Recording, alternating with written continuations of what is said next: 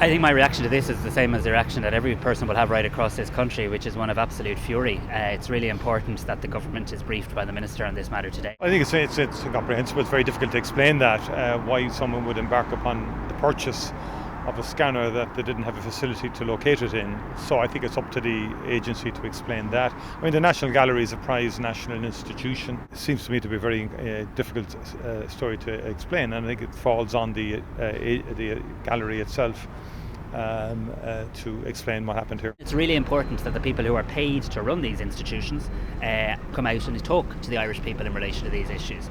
You know, government provides money to state agencies, and they do very good work, but they're also accountable for the spend of that money.